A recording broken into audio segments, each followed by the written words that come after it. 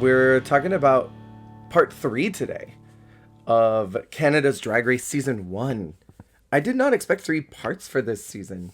But it is what she deserves. I agree. We ended off on episode 6, which was Star 69. We start out with a psychic mini challenge. We've done a couple of these psychic challenges before. Yeah. I doubt we'll stop seeing these. But the coolest part was that they had Crystal Will See You now. It's like a Canadian queen who's on UK. We love to see it. Very fun. So fun. And I love that they're showing that Canada is doing it different. That they're celebrating other seasons, other queens, and not just allowing it to be this sort of mini season within itself. I like that. And Canada in the future has Drag Race girls be on the panel. So I like that they're already starting this out. Lemon wins the mini challenge, and she was funny as hell with the little valley girl. That's one of the reasons why, like, I feel like I wish she had made it farther in front of RuPaul, because I feel like she is so quick and so like clever, and I feel like RuPaul would really enjoy that about her. But I don't know why Ru decided that he really just hated Lemon. Fuck that bitch Lemon right away. The maxi challenge is horrendous. It's late night law firm TV commercials. Yeah, I like block this one out. It's really awful. The thing that is burned in my brain in kind of the worst way is Bobo and Alona saying sissy, like they're Animal Crossing villagers with their catchphrase. Oh my god, yeah. Yeah. Just it really is sissy that, again. There's this curse, and it's like the thing where like you Google at it at first, and then they do a whole bit on it, and they're like, "Oh my god, I can't believe they're doing that." There's this rough, and then we have Boa, Jimbo, and Rita with the Bachelorette thing, and then it's my specialty. And then, hey, did you know that Rita Baga likes hot dogs? It was the weirdest commercial because it was super nonsensical. What was Rita doing the whole time? Not speaking English. Talking shit about them in French. And then eating hot dogs. Yes. Smells like a winner to me. That's clearly winner energy. That's a future host right there. T. It's the way that the light went out of your eyes as soon as I said that. You like thought about it. The light went out. You came back into your body and you were like, fuck. Yeah. Rita Bag will do that. No. And then the pussy protection. Oh my god, pussy protection was so good. Have you ever gotten so Litty or split your kitty? Yeah, there's actually like remember positively, so good for them. Good for you, girl. The weird like almost transatlantic accent that Lemon was doing. It was so good. It was like, have you ever watched Legend of Korra? Only a couple episodes. Oh, she sounded, because the previously on in Legend of Korra is like an old timey radio guy, like, oh, cool. Previously on Legend of Korra, blah, blah. That's fun. That kind of character, she sounds like that. She sounds like she was about to be on the radio and tell me about this thing. Radio. Yeah, she sounds like she would be in the movie Annie, the movie, not the musical. Got it. The one that had Carol Burnett in it. But theirs was great. Yeah. Can I say something potentially controversial about this challenge? And it was something that I thought the first time. I don't think anyone cares enough about this challenge for it to ruffle feathers. So get as controversial as you want. Well, who knows? The whole conversation about kicking bachelorettes out. Oh. I felt funny about it the first time because even in the workroom, they have a long discussion about women in drag bars and wanting to kick them out and not have them be there. And I know that they were specifically talking about disruptive people who like grab the queens and pretend they're circus animals. But the whole conversation and even the commercial kind of just seemed like we don't want them people in gay bars. Okay. Was like alone in that. So I was gonna say this is an interesting like line to toe because I think it's absolutely valid that there are a lot of and this documented all over YouTube. Sure. Disruptive drunk women. Sure. Bachelorette or not. Right. I think bachelorettes are a pain in the ass just in general. Oh, so yeah. I guess it was easier to like latch onto that. But I feel like it's just like it's easy. Like there's a bigger conversation we had of like belligerent drunk people at a club, femme presenting or not. Right, who aren't respecting the space. Because I've also seen plenty of gays get lit and think they're the queen. Absolutely. 100 times I have had gay drunk men be like, "Ooh, mamas, let me touch your hair." And are like trying to put their fingers in my wig or touch my costume or whatever, or touch my ass. And I'm like, do not touch me. Yeah. Another thought I have is I wonder, well, it's 2024, so I don't know what's like in the clubs nowadays. I feel like also Drag Race has maybe helped remedy that a little bit. Am I wrong in saying that? Where I feel agree. like when drag was still like not taken as seriously or respected as much, and also just like not as commonplace. Right. I feel like there wasn't as much respect from the patrons and like a lot more like intermingling. But I feel like with Drag Race, a lot of people who are aware of the show and then come to a drag show know not to really interfere on that level. Right. Don't touch the talent. Don't interrupt the show. Don't touch the talent. Correct me if I'm wrong. I also just feel like the newer generations are more respectful about like touchy hands to themselves. I feel like everyone's a bit more hands to themselves now. Yeah. But yeah, all that being said, I think there is definitely a conversation to be had about belligerent drunk people disrespecting drag performers. Sure. But I feel like also like there's plenty of respectful women, and there's also plenty of women who are the ones tipping the most and like yes, really like cheering the loudest. Because like, again, this is the perspective from a Californian. Yes. Specifically, a lot of the drag I perceived was in the LA area. And so I'm speaking from someone who's around LA gays who are not enthusiastic, sitting don't on cheer, Grindr, trying to hook up with other it's people like in the they club. like okay, and I don't know if it's like this in other places, other gay bars, but I know here in LA, at least when I was going to the gay shows, unless it was their queen, the one they were friends with, they don't cheer. Correct. They don't really make noise for the other queens. Correct. But the people who do are either the nice people who cheer for everyone or the women. The people in the room were always the loudest supporters and were always screaming and tipping. So, yeah, all that being said, there's definitely a lot of uneducated, unaware drunk women who see drag as a spectacle. And like, that's definitely a problem. Sure. But there's also like never an excuse to exclude femme people from a drag space. Right. Because they're usually the biggest patrons. A, they're like the source material. B, and like also it just should be a place of protection for them. C, because also like a lot of femme presenting people would rather be in a drag bar than a straight bar. That says something that they feel safe there. Yeah, and I feel like teaching respect and boundaries and how to act properly in that space so that they can then be there and we can protect them in return is absolutely valid, and that's something we should make space for. But all that being said, I'm not a queen, so I can't really draw those lines.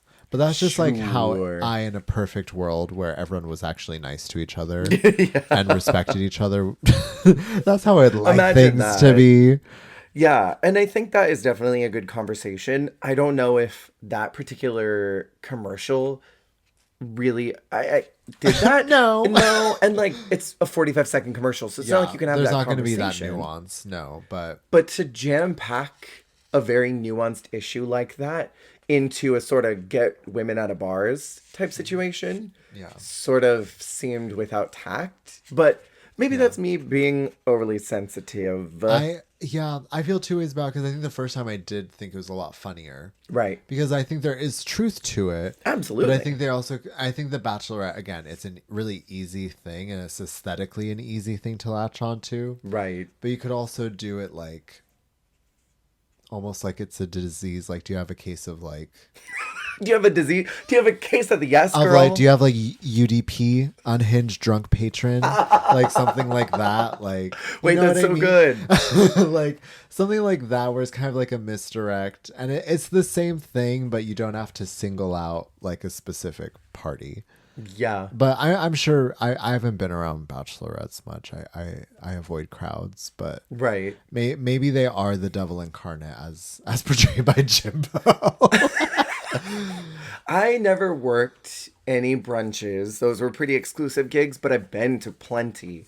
And I've seen plenty of bachelorette parties there, and they were always cheering. Just like It's just- excited to be there. I think But I'm it's also just California. again my perception is skewed because California. Yeah. When I went to brunches, the people that were belligerent were my drunk gay friends who were crazy on bottomless mimosa and acting a fool. Like, Maybe it's different in Toronto yeah, in 2018. in Canada. Yeah, maybe. Maybe just things are more wild than they were. Anyway, moving on to the runway, we have a Canadian tuxedo. Okay, speaking of Canadian tuxedo, well, Yeah. not really. Except I'm not going to talk about Drag Race. I mean, so let's talk about Housewives really quick. let's talk about this man that walked the runway. Do we have to? In the Maybe- jumpsuit? Maybe we shouldn't. Because this is that episode, right? With the dude as the host. I think so. And then was this the one that hijacked? Or was this Tom Green? Oh, yeah. He's the one who calls his mother or whatever. is this the one? I'm pretty sure. Yes.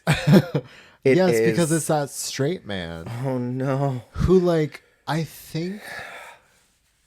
Oh my Took God. the show You hostage. And like you think he's that one guy from that one thing, but he's not. You're like, wait, I've never actually seen this guy in my life. Who is he? How'd he get on here? Yeah. Why does he have his phone? So How is he allowed to keep this? And you can see Brooke sort of scrambling to figure out how to gain control again. And you can tell in that moment, the producers of Canada's Drag Race realized the guest judges cannot be the hosts. We should have just let Brooke host. We Right. should have just let Brooke do it. Someone was scrambling, calling up RuPaul and saying, "Hi, I'm so sorry. Please don't remove our license. We had one bad episode. And I just want you to know that it won't always be like this. We'll do better not next gonna be like season. this." I promise, please." This dude, for anyone who hasn't seen it, he calls his mother midway through critiques to ask if what he wore when he was like 6 years old at a church play is identical to something that one of the girls is wearing. And it's similar, but it's not identical. It's completely different. Just to have her then send a photo. So how long was he sitting on speakerphone with his mom while she rifled through her Facebook images to airdrop it to her iPhone to send it to him so that he could show it to Brooke? Main character energy. Well, Brooke is probably sitting there like, damn, how do I get this back? I don't think I can. It's over. It's also just like so cringy to watch these straight people walk the runway to RuPaul's music. Yeah, it's so uncomfortable. It feels fake. It fe- It feels like a fan edit on Twitter, like a crazy fan edit. Okay. It's AI. Do you know why it's called a Canadian tuxedo? I fact. think I heard something about Celine, right? Or am I a dirty liar? Selena? Oh, Celine. The brand? Okay, no. Well, maybe. Celine. Wait, Celine Dion? No, Celine as in, the other Celine. Celine of the MacGyver Celines. Maybe I'm wrong. What I'm aware of, Bing Crosby, that guy. You're probably right. He tried to get into a hotel or a bar in Vancouver, and he was denied entry because he was wearing denim. Oh. So Levi, they made him a tux, or not. I don't know if it was a tux or like a dinner jacket and something, but they made him a custom like piece, all out of denim, and they called it a Canadian tuxedo. That's so hot. As a joke because I'm assuming he was wearing Levi's because Right. Who American. isn't? But yeah, so Levi's was like, "Oh well, we'll make you a bespoke denim suit." And then That's it's called so a Canadian fun. tuxedo. I honestly, for the longest time, thought I was about to say, I thought Britney invented it. When Britney and Justin wore the denim on denim, I thought that was the Canadian tuxedo, mama. Britney Spears invented it. Let's spread that around. False history. I thought she invented the Canadian tuxedo. Canadians are going to be furious if we say that. Well, I don't know. Maybe it would be the worst. I don't think the Canadians care. I feel like they probably... I don't know. Canadians, I know you're listening. Canada, how do you feel about the Canadian tuxedo? Justin Trudeau. Yeah, Justin. Hi, longtime listener. Hi, bestie. We appreciate your support. Because it's kind of a slight on them, I guess, right? Yeah. So I wonder how they feel about that term. Right. They're like, don't associate us with that. We don't want to. They see jeans and like, get that fight on my TV. All right. This is the episode where Alona is told by Jeffrey that she should have put full coverage foundation on her ass, which was so disrespectful. Jeffrey, get that off my TV. Yeah. Jesus Christ. When he said that, I could not believe it. It's because it's also like, it's one thing to say that, like also just like be mindful of like body makeup, etc. Like you could say, if you're gonna be showing your body, I always recommend body makeup just so that everything's even for the camera. Right. Easy. Or you can say it a million different ways, but you choose to say it in a way that's snarky. Like and then that, to then bring up razor burn. It just immediately feels it's one of those things where it's like you feel like a bullying trigger. Yes. Like I don't know, like it just in general. You see that in like in other spaces, whenever you like feel like someone around you might be getting bullied or like power played, that little like do that goes off. Like it just felt like I was watching someone being bullied on television. Because it's like, yeah, you could just go about it differently. Because if it made me uncomfortable to hear it, then he probably shouldn't have said it that way. Absolutely. And I think enough time has passed that we can sort of acknowledge that, yeah, body makeup is probably important in some situations, but in the situation we saw on television, her ass looked fine. Yes, exactly. They had to zoom in for us to even look for anything, which is again disrespectful because you're bringing point to it. Not to cut you off, but like the way I see it is like, especially like I don't know, if you see Alaska, if you see a floss, squint, right, and like you'll see in Untucked that they don't always look the same as they did on the main stage. Right. And that's okay. Yeah. Because they're human beings in costume. Right. But like you'll see like usually, especially in the early seasons, on the main stage, they have, the beauty filter on them always. But then when they get backstage, you might see a little more texture, a little more whatever. AKA that's natural. And they've already been in that makeup, whatever. There's so many factors. But if it's something like that also, which is like, you know what they say, like, don't make a comment about someone's appearance if you can't fix it in 15 minutes. I've never heard that, but I like that. Yeah. Remember that. Yeah, listeners. Take that in. If you are deciding if you should say something about someone's appearance, about if it's a critique, if they can change it in 15 minutes or less, make it. If it's, their teeth, maybe their hair's askew, maybe something like that, whatever. But if it's something that they cannot fix in 15 minutes, aka their skin, and you're not trying to, like, stuff like that, like, I feel like it's not polite to make unwelcomed critique about that. And again, they're a judge, but what I'm trying to circle back to is like the audience would not be aware of it if you don't bring attention to it. Right. And there's already a certain amount of suspension that happens in drag of our perception of how we look at them. We're live face tuning certain things out because it's the fantasy they're selling us. Right. So there's the certain parts that aren't the fantasy that you can't change, that we just ignore because you're giving us so much of the fantasy anyways, that doesn't matter. So it's like, you don't have to point little things like that out because you're just like, you're killing the fantasy. Exactly. You're calling attention to something we would have never seen. Yeah. And then making it a problem for what end goal? To make this person feel bad? Because that critique is not to make Alona better. They really were judging like a top model judge. Yeah. They were really Janice Dickinson up in there. Just as bad as Janice. Just as bad. And also Nigel, because Nigel was kind of a dick. Nigel was horrible to those girls. I can't. Well, and Nigel was the body shamer as well. So I feel like Jeffrey very much was the Nigel of this season. Absolutely. And I mean, this I think was that final straw on the camel's back that made the fans go, no, we're tired of you. You're not going to be on this season again. Which also made me happy because I felt like everyone really protected, and online I remember a lot of people really protected Alona in that time. They're like, we are not here for body shaming in this good year. What was this, 2019? This would have been 2020. We were kind of right in the middle of COVID lockdown, so everybody was home. Everyone was home. We said, we are not here for body shaming in our good year 2020 when we were all sitting at home gaining weight. Bumpy, corona. bumpy, chunky, stinky. I know I was stinky and bumpy. I was at my worst, and I loved it. So for whatever reason, Rita wins the challenge, even though I really think it should have been probably Priyanka and Lemon. I know that the runways were maybe not like the most exciting things that we've ever seen. We don't need to talk about all of them. I will say Jimbo's was slay. This is still my favorite Jimbo look. It's a really cool one. And jumping ahead, her Marilyn look that she did with the suspended skirt are probably my two favorite looks from her. Right. But this look is just like crazy. Mm-hmm. I wish the hair was a little nicer. I know it's just a ponytail. But anyways, I love Jimbo's look. It's crazy. I don't think Lemon's look is that bad. Can I just say?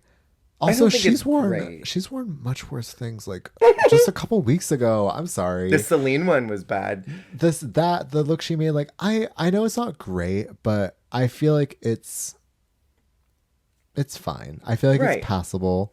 It's not terrible. I just want to say I don't know what was going on with Rita. I can't believe she won between the look and the challenge. Also, honestly, Alonis is like one of my favorites this week. Not even honestly, it's not like that's like shocking. She looks great. Alona looks great every single week. And what I really appreciate about Alona is like everything's really clean. Mm-hmm. She's kind of a maximalist sometimes, especially earlier in the season.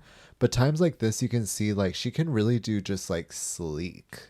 And like I love on Drag Race when a queen just does like a really minimal clean look like this, like a la like Katya in that brown look on All Stars 2, the pants like on the runway, stuff like that. Or when a queen just wears like a solid colored jumpsuit or something, and it's just like, but it's so stunning. Like I love agree. Stuff like that. Alona killed this one. The lip sync song is between her and Boa, which I am surprised it wasn't Bobo. Okay, so I feel like they really got sick of Boa this episode. Mm-hmm. They seemed really over her. And it's funny because she's in the winning group as well. Right. So it was just so strange. It was like the winner, someone who, in my opinion, should have won that week, and then the girl in the bottom. And then, I honestly feel like Scarlett and Alona both were just annoying. Scarlett? Oh, yeah, Scarlett Bobo. Wait, Sorry, I never call her Scarlett. I always forget. I was like, oh my god, Scarlett Envy wasn't on this season. Bobo and Alona, I feel like they both should have been punished for that. But at the same time, I wouldn't want to see either of them go. Right. It was Boa's time, but I feel like it wasn't her week. It was weird. I would agree with that statement. Furthermore, though, she did kind of flounder in that lip sync. Very strange lip sync. Scars to Your Beautiful, I think, is an odd Drag Race song. That is not a good Drag Race song. It's a beautiful message, though. It's a gorgeous song, and I think it would be a really awesome, like, this is a Sasha Velour, like, screen behind you kind of lip sync song. You know what I mean? Like, right. Not even Sasha Velour, but it's nightgowns. It's a screen behind you kind of lip sync. I would agree. I think it's one of those interesting meta songs where what's happening in the song is oddly poignant to what happened on the runway with Alona getting her body critiqued. Oh, and her full circle, mama. It's sort of like the No More Drama lip sync with Vanjie. Yes. It's similar to that energy where Alona was just critiqued on her body and then is now lip syncing to a song about how your body is perfect no matter what's on it. Is that why Boa was like lip syncing to her? If she was, that's so disrespectful. Because, that never clicked, but because I always was like, Why is Boa lip syncing to Alona? Or is she just watching her? Because, like, I feel like whenever they cut to her, it's Looking side. at her. We're getting full side profile. Right. And, like, blank face.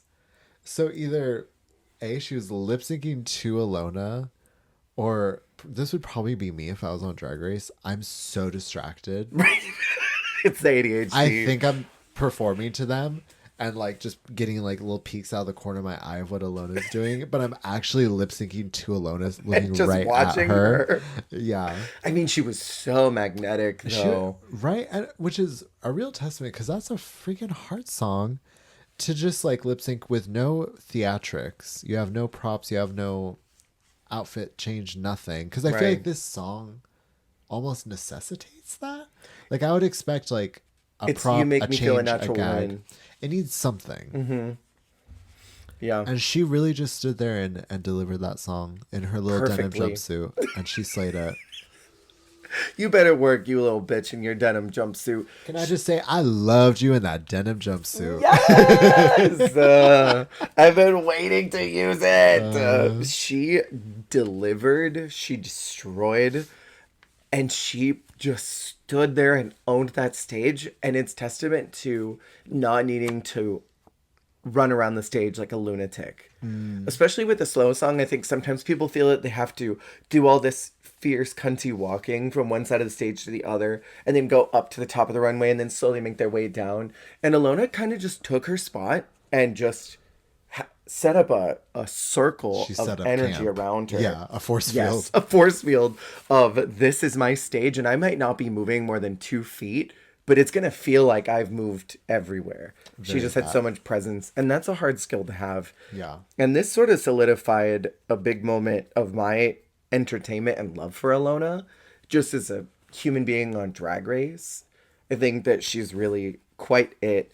Boa is out this week, and I would agree. I think it was her time. I just don't know if it was the right week for it. Yeah. And we move into episode 7, Miss Loosejaw. One of my favorite categories. Miss Loosejaw is a hilarious name for a pageant. Yeah.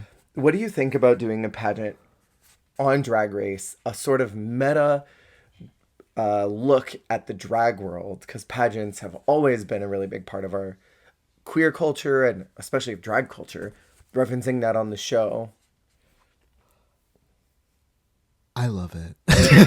No, I have thoughts because they're still very much like evoking like beauty queen Miss America. Mm-hmm. I really want to see them do like a parody of a drag pageant. You know, like I want to see like interview. I want to see like gown.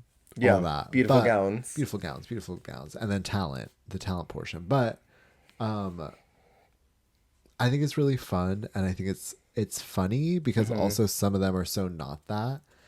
And then others are... Well, actually, it's funny because in this cast, no one really is that. Like, all the girls who would have been that are already gone by now. Right. Because I'm sure, like, Starzy would have slayed this. Tainomi actually would have probably been really good at this. Should have been so good. In the mix of, like, being pageant, but also being, like... I think she could do a little bit, like, improv and, like, cute. I feel like she would have slayed a challenge like this. What's interesting about this is it almost feels like it was supposed to be a parody. Like it was supposed to be so much funnier. The title is Miss Loosejaw. Yeah. You won because you sucked your way to the top. I was expecting everything to be like what Jimbo did. Yeah. And I feel like because I'm trying to remember who hosted it. Well, it was Jeffrey was one of them, right? Yeah, well, let's get into this in just a minute. Yeah. We'll put a pin in that. So at the top of the episode, the girls say they wanted Lemon to go last week. Crazy. Because they're jealous of her. I was pissed. Say specifically it's because they're jealous of her. Because she's so good at everything. But her runways are bad. So there's nothing to be threatened by. She's not winning in the same way that a lot of the other ones are, because even though she's excelling in the challenges, she's not killing it on the runway, which maybe that's why she's an easy target, because they're like, you're really good, but you're not aesthetically as strong as us, so we want you out of here so that you don't make it all the way to the end when our drag is, for what we perceive, better than yours. Yeah. Maybe. Bobo is really cracking and she's starting to feel like shit. Oh yeah, because she's in her no-win era. Yeah. Well, yeah. And she'll continue this for the rest of this one. She has one of the like most like intense no-win edits, honestly. Like, because like just because like I feel like Hugh really obviously gave her a run for her money recently, but and Lucy I think, but Yeah. like she like really like kind of was like. Well, Bobo made it all the way to the end without getting a win. How do you make it all the way to, hold on, checks notes. Isn't it the semifinal? Episode 9. How do you make it to episode 9 without a win and you're in the top 3? 9 challenges go by and every week you're seeing other people win when Bobo on the runway is killing it week after week after week. I would be losing my shit. On top of the fact that she's mentioned that she was fucking cold and she was irritated at Alona and everybody in the room. And she's just feeling like everyone's out to get her because she's not sleeping and she's not eating. So she's literally in a deprivation chamber. She's getting like the Jan treatment right now. She's Canada Jan. Janita. She's... I hate it. Janita. Can I say my intrusive thought? Every time that I hear, oh, Canada, I want to keep doing the Genovia. I literally was like, is that even there? Because I literally just do it in the tune of Genovia. Yes. I know that it's Oh Canada. Yeah. I don't know anything about Oh Canada. I only know the Genovia jingle. Sorry, Canadians. I know your theme song is probably lovely. But sorry you're not Genovia. Sorry Canadians that you're not Genovians. I know you wish you were. Sorry you have maple syrup instead of pears, bitch.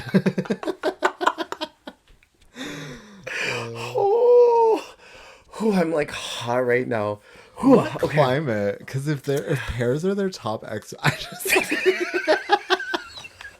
what is like we didn't see a single pear orchard in those 2 movies. Not one. We better see a pear orchard in the 3rd movie. She better kiss somebody in the pear orchard. If there's not, we got cheated. Because I'm starting to believe where are these pears coming from? It was a lie. Like the pears were like, AI. The second film told me they had all this like abundant farmland because they had men bringing them chickens and stuff. I'm like, where are these villages? Where are the Genovian villages? Where like all of these like farmers and townspeople straight out of Beauty and the Beast are like out here trying to make a living. I need 6 eggs. It's too expensive. I feel lied to this whole time by Princess Diaries. So the challenge for this episode, the concept is Miss Genovia. Miss Genovia. Small town peasants with big personalities. Yeah. So we have Rita choosing the characters. Since she won last time, she chooses Mismatched. Which, these are funny titles. Okay, and like, I was gonna say, I feel like it's good to give them a bit of structure for their improv of like, here's the woman you are going to improv as. I feel like that makes things easier for them.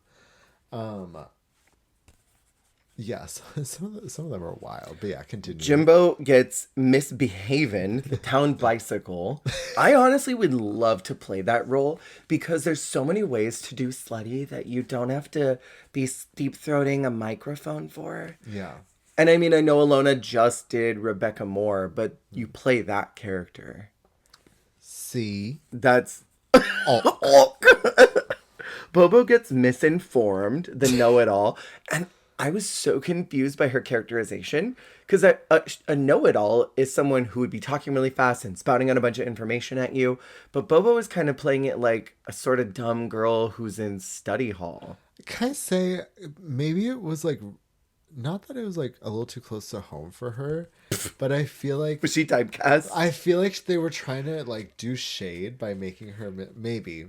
I feel like it felt like shade. Yeah. Her being misinformed with no wins. Like I don't know. I felt like there's shade there, and then she deflected by going the opposite direction and just being someone completely. It was very Aja as the girl in the Bachelor. Oh, When she like completely fumbled her character as well, where she thought this type of personality was this completely different like way of acting. that happens on Drag Race so often where literally a watermelon is lobbed in their direction and they just miss it somehow. It goes right up through them or right over them. And it's like, how did you miss this? It was set up for you. I feel like sometimes I wonder though, because like I guess like if you're in that like high stakes, almost like panic mode where you're running on adrenaline, it's kind of like a word gets in your head. Like you read the description, you hear the description, you get a mental picture or like the first idea that comes to your brain. I feel like it's so hard to shake that initial, even if it's wrong. That you just latch on. Even if it's completely not what you were supposed to do, Bobo. I feel like it's really hard in like if you're running on adrenaline, you're in that kind of high stakes moment. The first thing that comes to your brain is I feel like it's hard to shake that. So maybe it could be something like that, where like that was who she thought, and that's who she was thinking was, and maybe she over time was like, maybe it should be this, and no, I've already got this like set. Maybe out.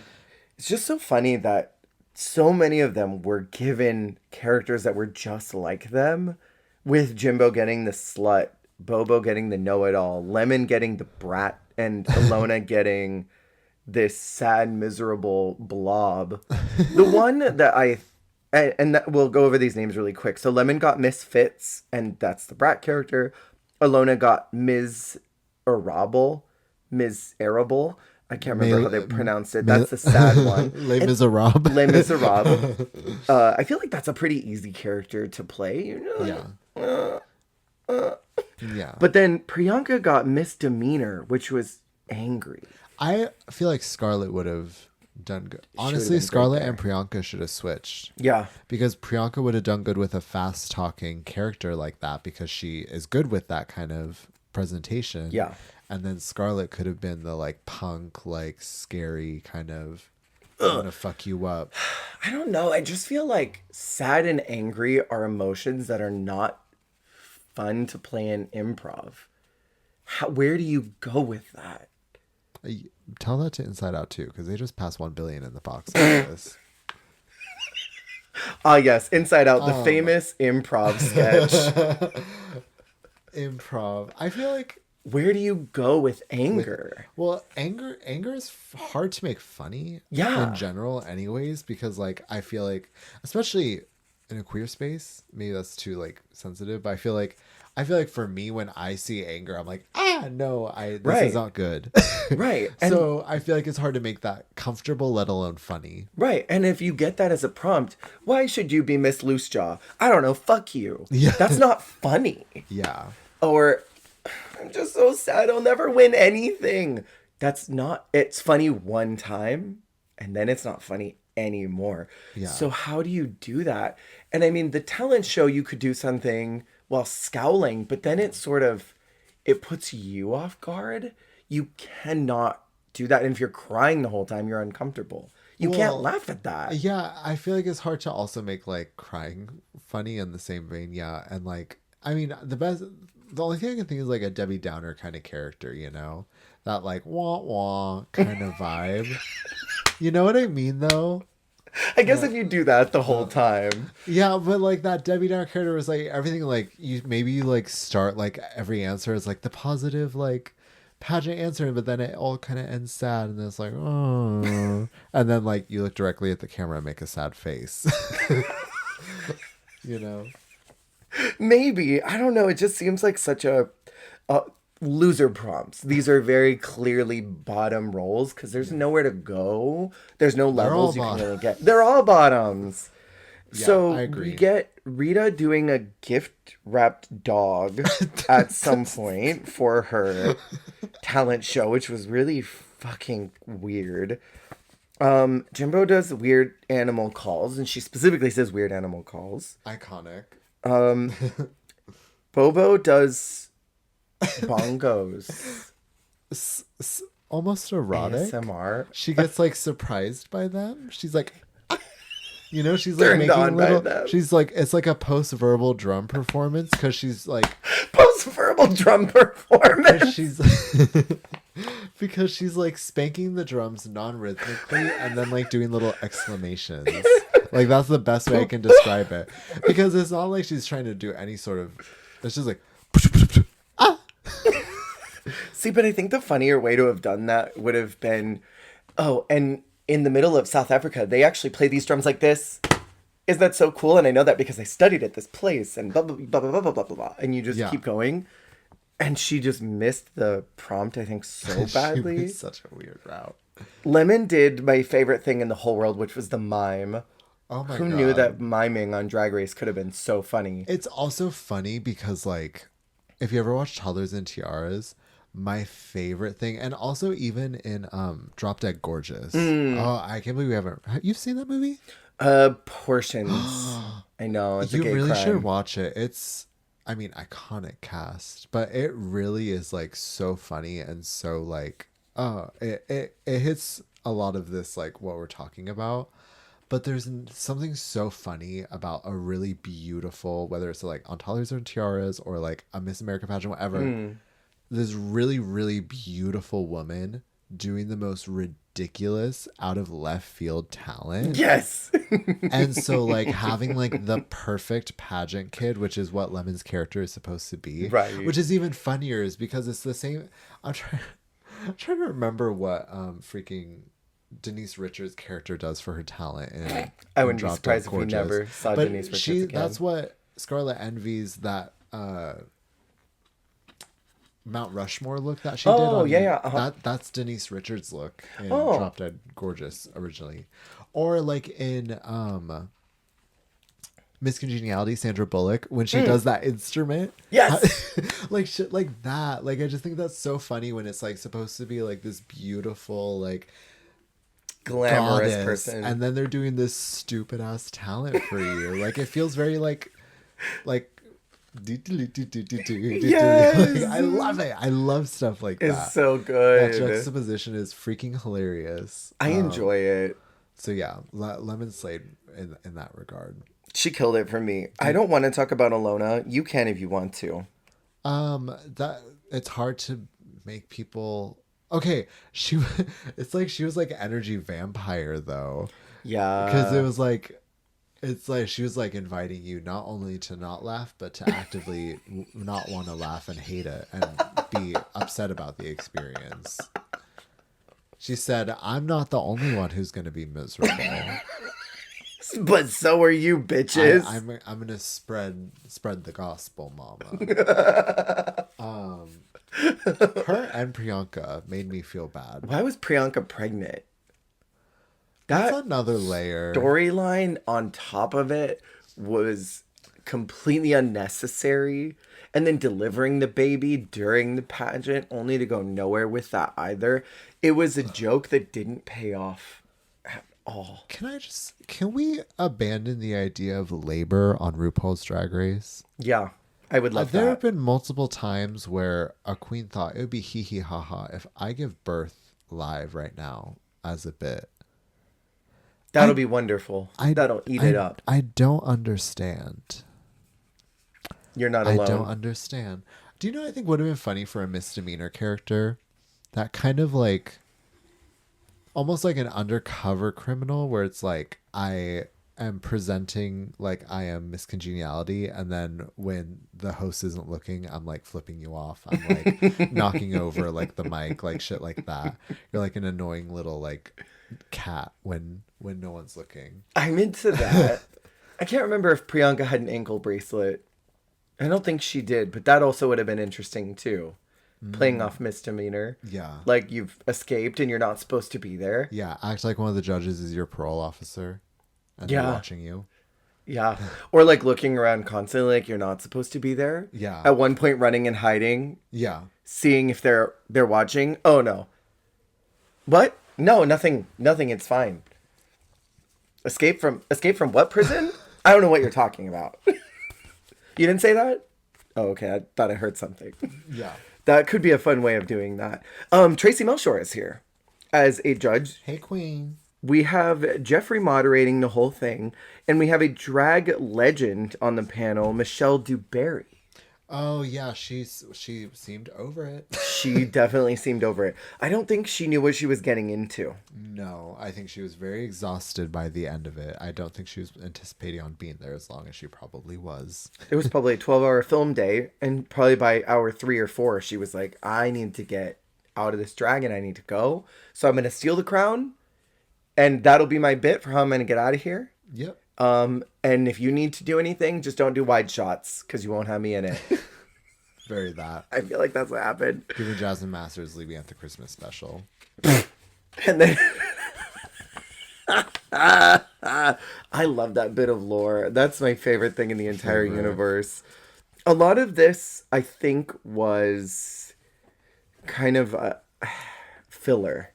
Because I think a lot of the girls missed the mark.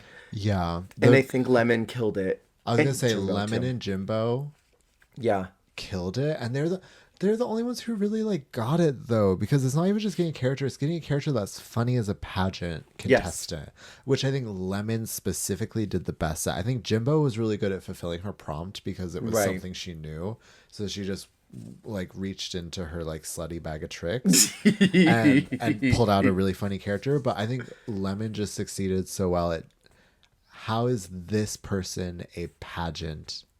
Like, well, I don't know what the term is for like someone who frequently does pageant. Is pageant queen Beauty queen. Beauty queens, pageant Queen, pageant queen, yeah.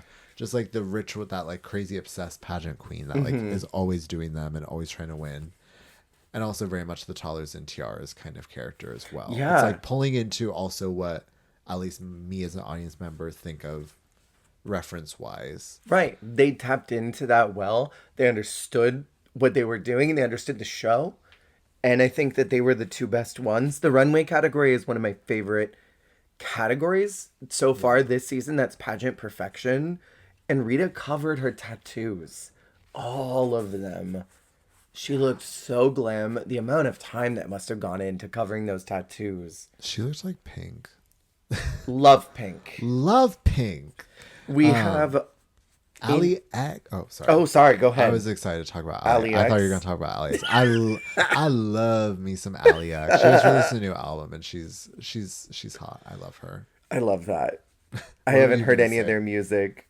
I was going to talk about the Untucked because Jimbo is furious about what's going on the runway because once again, Jeffrey decides to run his mouth. Did Jimbo look good?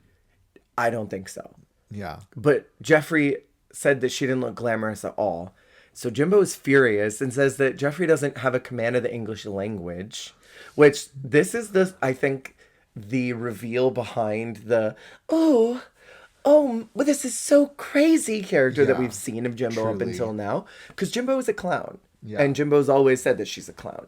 Jimbo's goal is to make people laugh, and the goal of clownery is to make people entertain and always to learn new things on how to make people laugh. Yeah. And this is that crack behind the entertainer that Jimbo's been hiding behind this whole time and finally just busts through and is furious. Rita is like, well, do you want some helpful advice? And tries to give her something. And Jimbo immediately snaps with the iconic, your lace line looks like barf. You look like a grandma dunked her head in the toilet. Okay, I have multiple thoughts about this night. Share your thoughts about this evening. Is this the night that oh no, there's that confessional where Priyanka's like, take Jimbo down. Do you copy? Where she's like, she pretends that she's on like a walkie-talkie.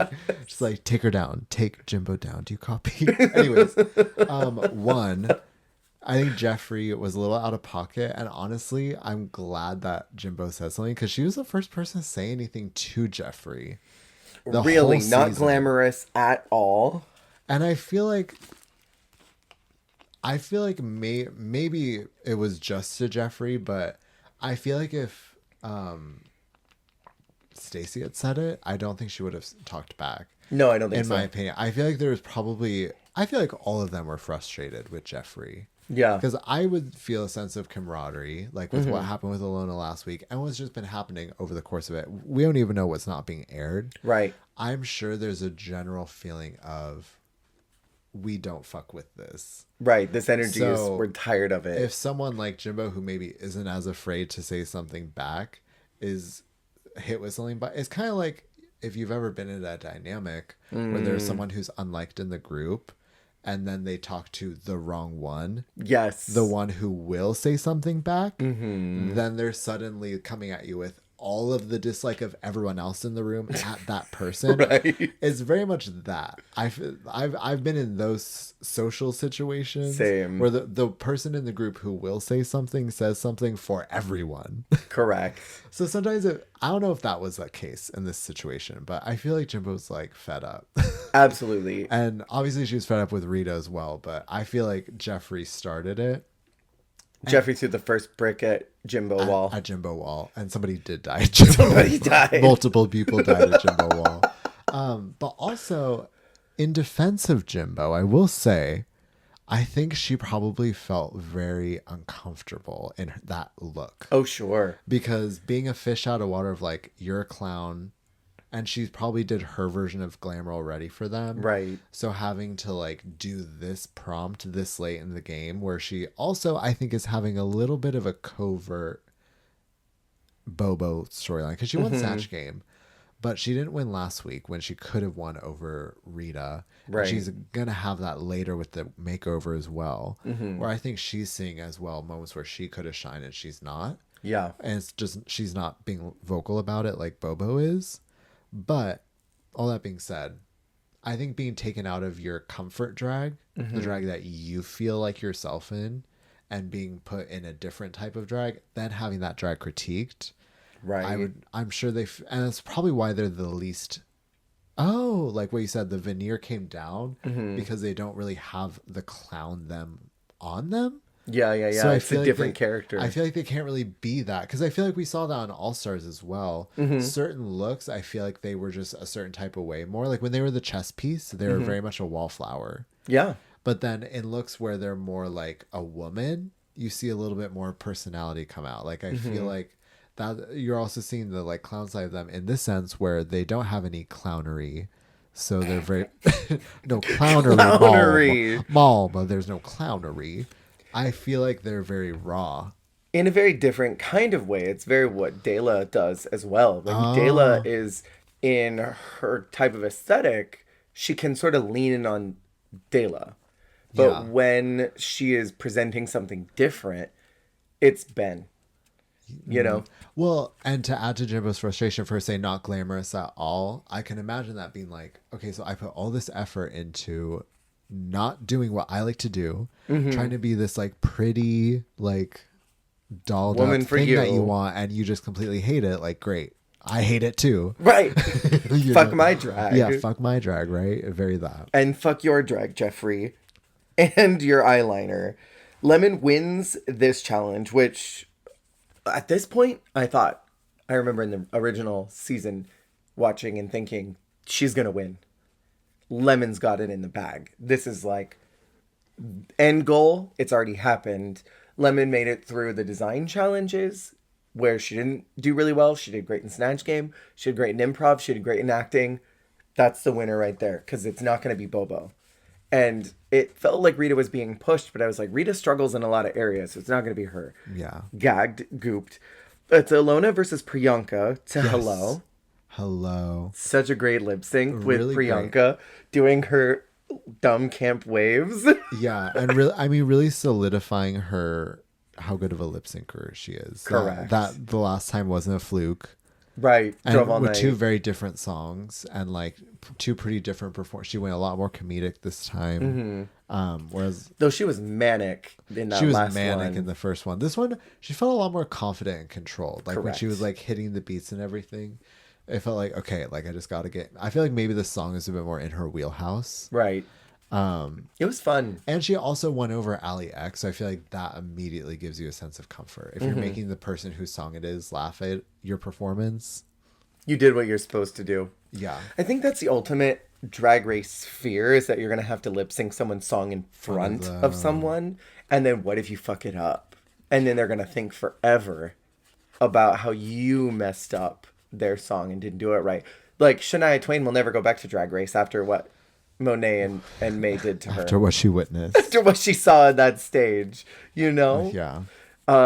So Alona's out, which made sense. It was her time to go. I think she was running out of steam, especially with this group. It felt like who was going to make it was really starting to be clear. I would agree with that. Last thought about this episode, Bobo's look. In my fantasy, this is her finale look because I am not keen on what she wore for the finale because she was hiding that dance costume under it. Right. So it was rather bulky. Her shape was not there and I didn't like the red wig. This gown with the ruffles and this the pussy look slit. With that Cruella de Vil hair, the emerald green giant earrings. I love a pop of color. And then, yeah, this just really cool gothic look with the ruffles. It's very her, but glammed up. I would have preferred this as her finale look because she looks stunning. Do you ever think sometimes that people will pull something out of their bag and they think, oh, this is right. I'll use this for the challenge. But maybe there was something else they could have used. And then it gets to the next challenge or a challenge later and they go, fuck, I should have used that. I wish I had that. I wish I had saved the ice green dress. Yeah, really. I just wonder sometimes, like maybe that was meant for something else. And I see that happen quite often where I think, I feel like you were supposed to use this somewhere else, but you just forgot. Well, was it her train look? Candy said was allegedly her finale gown. Right. Some BS. I'm like, girl, no way. Please. So we move into episode 8. Welcome to the family. Our mini challenge is puppets. And it made me remember how much I miss puppets. I miss puppets. Challenge. And we get a little bit. Don't we get a little bit, if I remember correctly? Oh, no, this is Take Jimbo Down. Do you copy? Yes. Remember?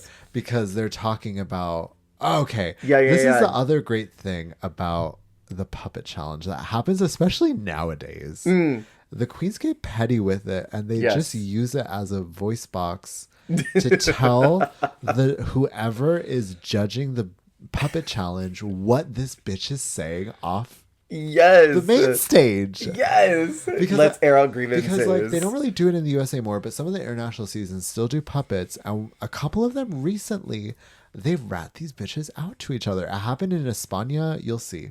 Yeah. And you said last week that Jeffrey didn't know the English language. Yeah. And Jimbo just being like, oh no, I didn't think I'd have to deal with this until after it aired. It's so messy and I love it because I'm sure they're also a little frustrated with each other. Oh, probably. And so like they just like it's so like ratting each other out to the teacher. It's hilarious. My favorite was Lemon getting Priyanka and during her puppet show saying, "This is my reveal from Snatch Game. I revealed I'm not a threat." I love Lemon so much. So good. I think you can tell Lemon feels so confident at this point in the competition. Yeah. You can just see it on her face. She knows, I've got it. She's flying There high. is no way that I'm going home. I am winning this whole thing. Lo and behold, the Maxi Challenge is Rainbow Railroad, which is a organization that allows queer people who are in dangerous situations in other countries to become Canadian citizens and live their life safely and queerly. And this episode has so much more impact now that I've gotten a little bit older and more comfortable with my queerness. Because at the time, I think I was still sort of figuring out my gender expression too. Mm-hmm. So obviously it meant a lot to me to watch this. But now watching it again, I sobbed all over just knowing that something exists to help people in parts of the world that really need safety. This is a beautiful concept. In Canada, doing it different. Agreed. I really wish that Anastasia had still been here because I think she would have really connected. I feel like she said she was from Jamaica, which is where one of these people is from. So that would have been a really, really cool moment. But I mean, I just appreciate how much space they make for immigrants and refugees in not only in their country but in their media. That's huge. And I mean, it was so cool that they were highlighting what it was and what their stories were, and like, I mean, how cool for these people, like, I mean, to go from like where you were to then having an experience like this is just like so magical. And we had husbands too. Yes, it was so cool. I cried to see partners being on here. Yeah, I can imagine how cathartic that experience would be, knowing that just a few years ago you were in a dangerous situation and now you get to celebrate your queerness by getting in drag on national television. Yeah. On a major platform like RuPaul's Drag Race, on the very first season of a major international season. That's got to feel so cool. We have Amanda Brugel as a guest judge who rotates in next season as a regular judge. Yes. I love Amanda Brugel. And isn't she full-time for 3? I believe so. She wasn't in 4, was she? I don't remember Amanda She's in 4. not in 4, no. I think Amanda was regular in 2 and 3. No, oh my god. I think she's a regular in 3, and she's the one who tells Kimora Amor that her lip sync was weird as shit. Yes! I just want you to know that it was weird as shit. I think I read a comment that said that's why she didn't come back. Not really, but like that was the last straw for her. She had that. She's like, I'm done. I can't do this weird show anymore. Get the drag queen off the television. I am not watching that. Cynthia Kiss portrayed Amanda Brugel in that acting challenge, and she was in the bottom for it. Yes. Oh no. The fact that Cynthia and Kendall Jenner like were there, and then the options were Amanda Brugel and Brooklyn, a black woman and a blonde white woman, and they gave the black woman to the blonde white woman, and they gave the blonde white drag queen woman to the black person. What? I know we're jumping ahead of season, but that is crazy. Some interesting decisions have been made on Canada's Drag Race, for sure. Anyways. Critiquing Melinda Verga's Vivienne Westwood inspired dress is also disrespectful in a different way. Westwood inspired. So let's talk about the makeovers really quick. We have Jimbo and Bimbo. I loved these looks. Really good. I thought that they should have been the winners. Am I crazy? No, and I know that you're not a Jimbo stan. I'm not a Jimbo stan. She looks so good in her. Okay. Her makeover looks like her. Some of the best Jimbos looked. Yes. Because she's giving like true beauty. This is the best her makeup's looked all season. Yeah, and her partner actually looks good because there's a lot of worry of what she's going to be able to do on someone else because her drag is so particular to her. And her makeup's not stunning at this point. And like, if I remember correctly, this is also really what her partner wanted. Like her partner was super on board for this slutty thing. And like, that's even... This slutty thing, sorry. But like, because, you know, sometimes... And it's fine. But sometimes the people who win... It's not necessarily for the person who seems the most comfortable in their makeover. Or like sometimes the people like just really get put in what the queen wants to put them in. Right. And it's a winning look. But I appreciate when you can tell that they're really doing like something that they think is fun or something they wanted to do. Yeah. So like I think of this, I think of I'm forgetting his name, Chester C as Ms. Crumbs. Yes. Like something like that where it's like you can tell they're having fun with it and it's something that they're already comfortable in and not like, oh, like, okay, this is resistant. What I'm wearing. Yeah. Because I feel like it's in your best interest as well to make them as comfortable in the drag because they'll perform better, they'll be more present, they'll be more elated. I just thought theirs was like off and like their chemistry and everything off the charts. They were wonderful. We have Lemon and Lime. Woof. A mess. Woof indeed. The shoes with these dresses, it was the wrong shoe choice. I like the idea of a 1920s aesthetic, and I think Lemon has sort of established that her drag does reference old school New York quite often. Yeah. But I mean, the hair is way too flat. The dresses just don't have enough interest to them. And this is not good enough for a makeover challenge. I would have gone full yellow, full green, and just been camp as fuck about it. But this is a situation where I feel like last week, that pageant dress that she wore. I was about to say that if she had it in each color. Yes. That would have been slay. Do you know who, looking at these looks, you know who I think would have really done this aesthetic really well? Kainomi. Oh, I was going to say, going out of Canada, Shea Coulee. Oh. Shea rocks a crazy colored hair with a glamorous dress like no one else. Because from like, ever since like early Shea, you'll see pictures and she has like the aqua hair and like all the unnatural colors, but she makes it look so like natural and beautiful and like sophisticated, like it's growing out of her scalp. And she does these really like period like sculptural kind of wigs with like really glamorous gowns. I feel like she has the direction to really kill something like this, because I think the green is just a little bit off of a shade, you know. That's not even... It's a little too Shamrock Shake for me. Shamrock Shake is the exact color it was. And the dress is... Beetlejuicy, actually. Ooh, yeah. It's kind of horrible. Yeah. And then the shoes are just wrong. The shawls are wrong. These minks. What is this? Yeah. I don't like any hard. of it. Priyanka and Electra, I actually really enjoy. Yeah. I don't think I look at Priyanka and associate her drag with this, to be completely honest. It's a good look. I just don't know if I would have looked at these and been like, oh, that's Priyanka. I don't know what I think Priyanka's drag looks like, and maybe that's a branding thing up until this point, is that Priyanka to me is sort of similar to Blackberry in Dragula, where Priyanka can kind of do everything, but I don't know if I can necessarily look and be like, that's Priyanka. Yeah. You know? Well, because I feel like her aesthetic now is very pop star, but that's very like post show. Right. And I mean, this is kind of that, but like, I don't know. It's very her personality. Sure. In a look, but not necessarily like, I agree. I don't know if it's what I associate with her style, but I do think it's very like her personality. I don't like those appliques on the front. Those white appliques, they look like lettering. Like it's supposed to be like a party, like Z's or something. I don't know what those are. Yeah, I'm not a big fan of the applique either. But I think that I love the similar, but not the exact same. And I think it's also because like the green looks great on Priyanka, the pink looks gorgeous on her partner. Yeah, her partner looks beautiful.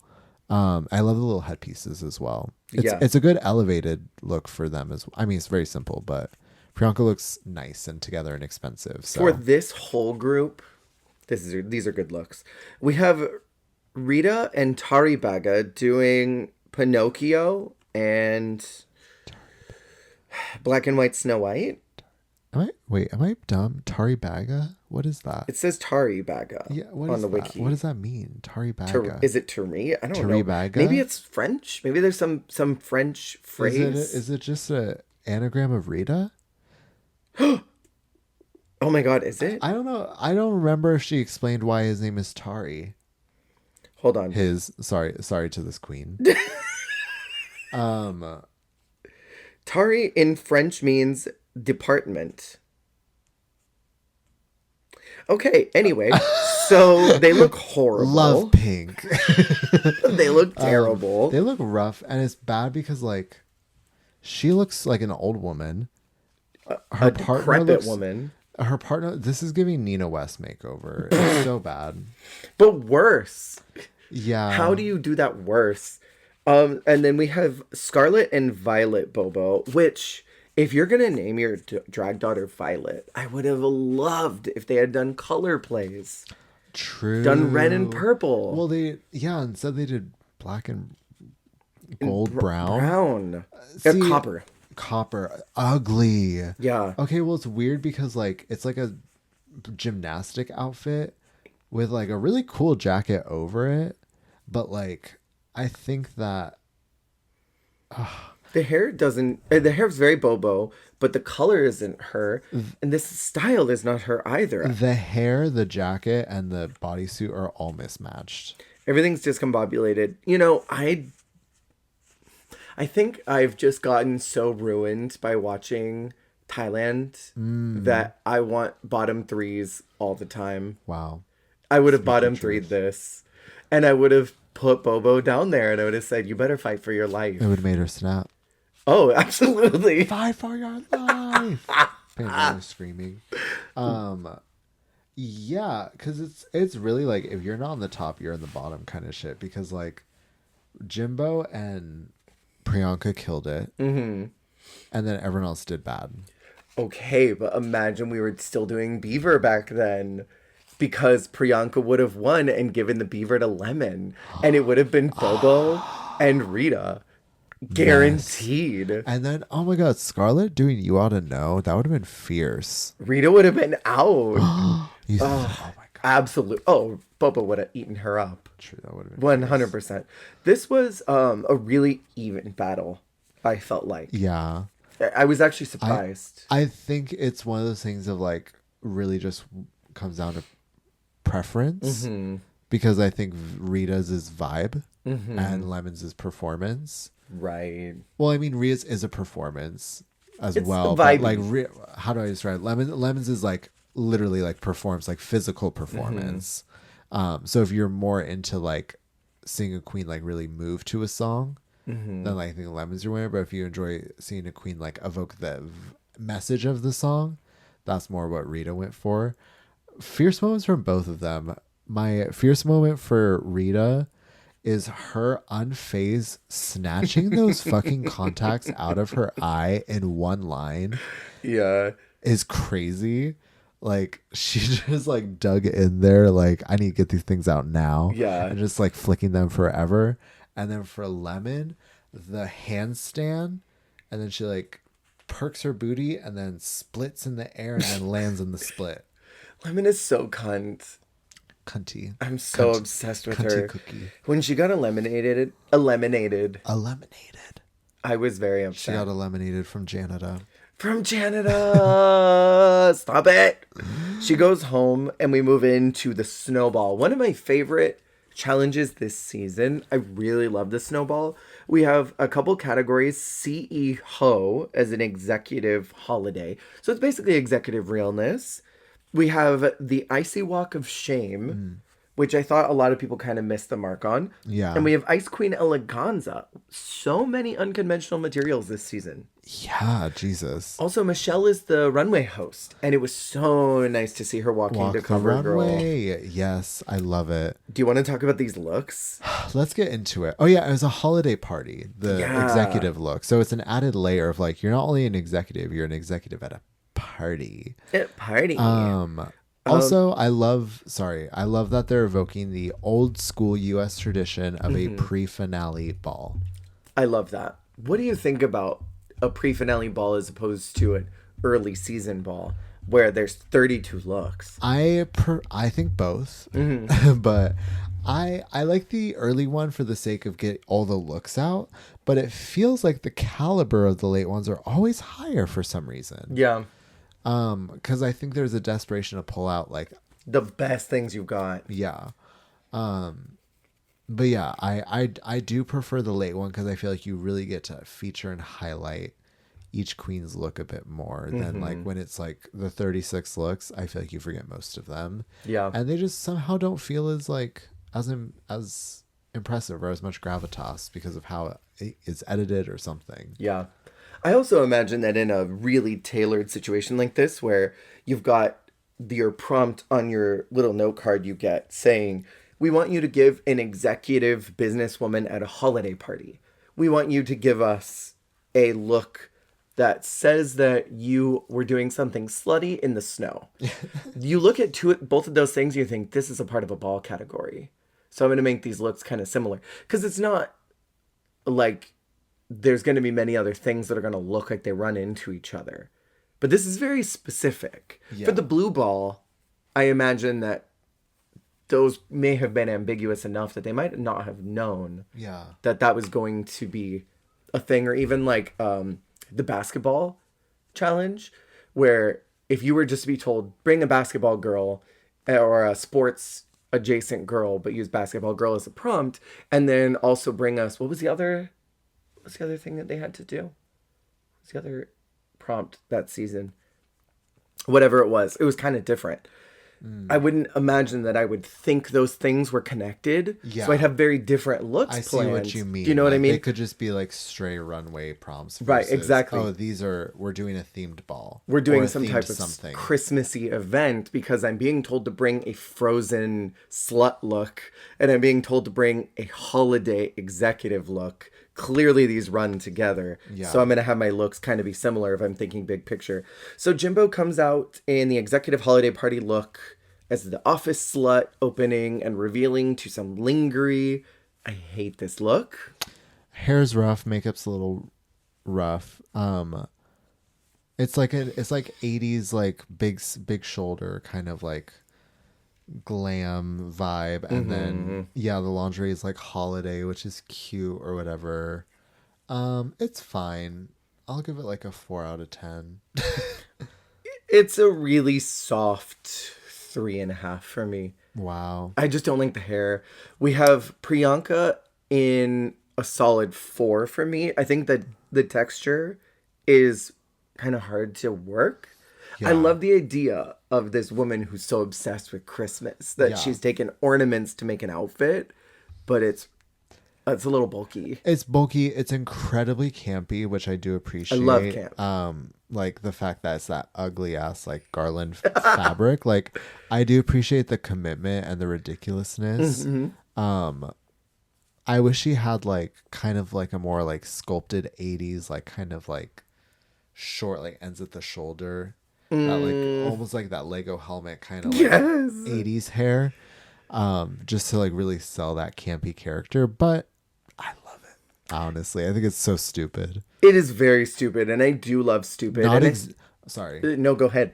Not executive though. No, not executive. This is like at all. the That's receptionist, or like this is Karen in not in accounts finance. Receiving. This is smart to do in front of Michelle though, because Michelle loves stupid drag. Oh yeah. So this was a smart look to pull out here, even if it wasn't planned. Rita actually has one of my favorite hairs from this category, but my least favorite outfit. Looking like a Cartoon Network villain with like the purple trench coat, the giant glasses, the huge hair. What is this? She looks like if the fairy godmother from Shrek wanted to pretend to do university classes. I was gonna say if she got into an MLM. Fairy godmother does MLM. Yeah. I don't know what Bobo is wearing. This is a great look for a different category. Bobo looks like a Real Housewife of Beverly Hills. She looks like she's on Melrose. She's going to an after party. Why does she have a newspaper dress, though? Very strange. Yeah, I don't think an executive's wearing this. And I don't think they're going to a party in this. Maybe an executive in like a fantasy type situation. You know, like in my head. I'm an executive. In my mind.